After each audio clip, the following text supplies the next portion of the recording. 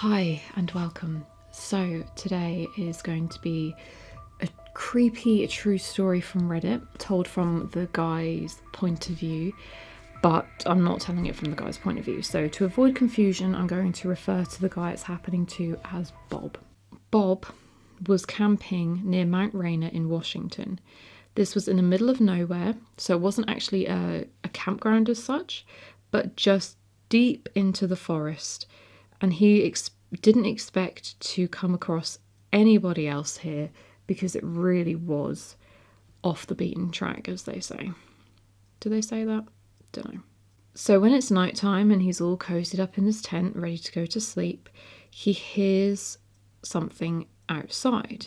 I imagine a bit of rustling, some footsteps, that kind of thing. So he unzips his tent and he looks out of his door.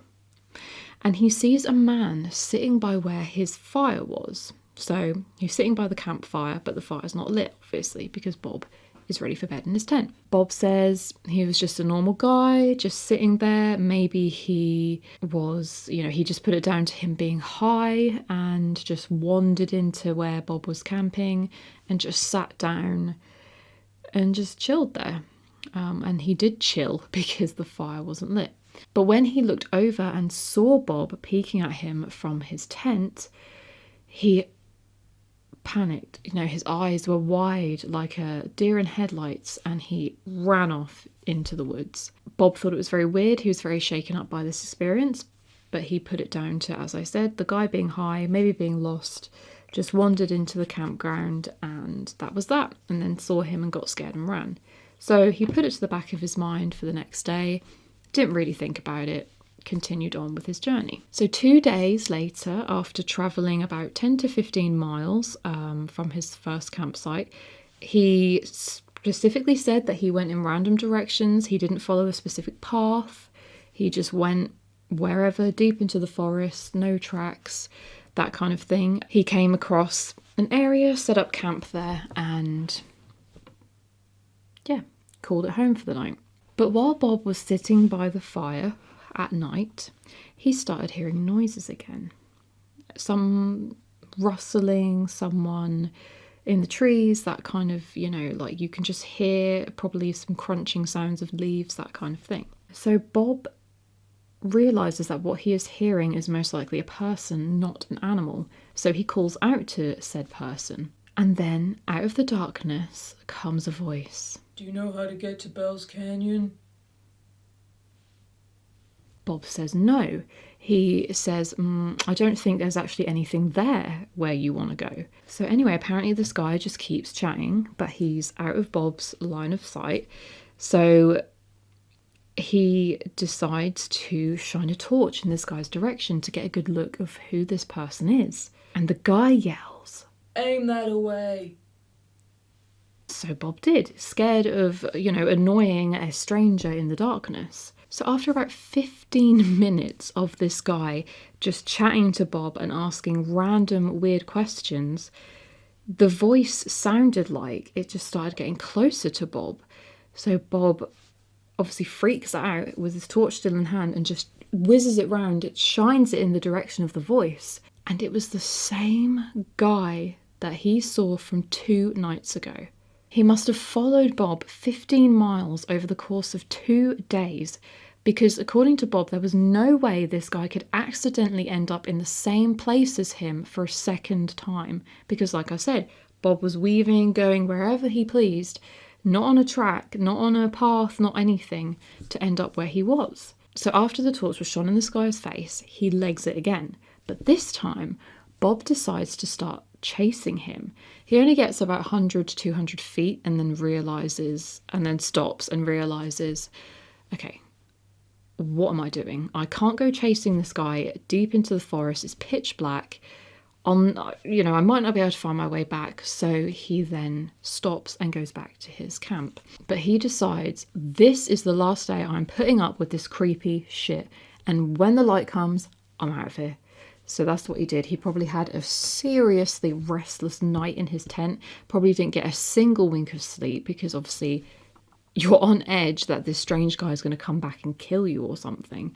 And as soon as it was light out, he packs up his stuff and starts legging out of there. I mean, probably not running, but like walking really fast, I imagine, because it's a 3-day hike for him to get back to his car. So on his hike back to his car, he was constantly looking over his shoulder, doubling back, trying to cover his tracks to make sure this guy couldn't follow him anymore, because he was absolutely terrified, understandably, that this guy was going to, well, kill him, because why else was he hunting him in the forest? And he was more terrified than he had ever been in his entire life, as you would be. I'm not actually going to do my nails because I need to concentrate. So on the first night of this 3-day hike on the way to his car, he was in his tent and he could swear he heard someone walking around in circles around his tent, just circling him. It makes me think of like a shark circling their prey or something in the water. But when Bob finally plucked up the courage after probably a little while to look at his tent, there was nobody there. On the second night, he heard what he could swear was a human making animal calls. Of course, he says it could have really been an animal, making these sounds, but he said it sounded just like a human making the sounds. So even though he heard all of this noise and whatever on these 2 days, he never actually saw the guy again. So thank God.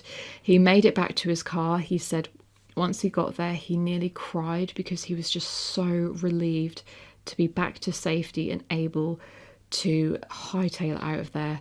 And I wonder if this guy ever went hiking again on his own, specifically, because I never would.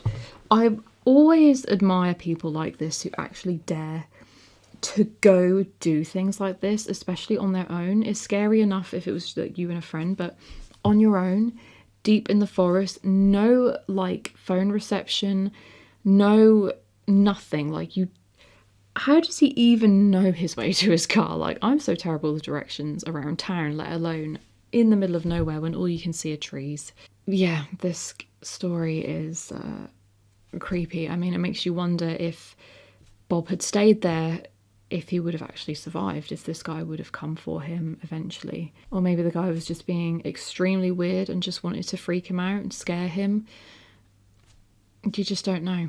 So, yes, moral of the story, I think, is just be really, really careful if you're doing anything on your own. I mean, Bob was careful. Maybe don't do anything on your own. Just never do anything on your own ever again. So, yeah, beware of creepy people in the forest. And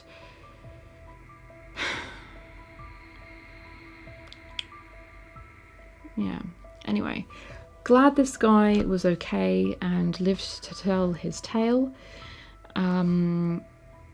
Wonder what the creepy guy's doing with himself now. I don't actually know when this happened, truth be told, but yeah, that's really creepy. Anyway, stay safe everybody, and I will see you next time.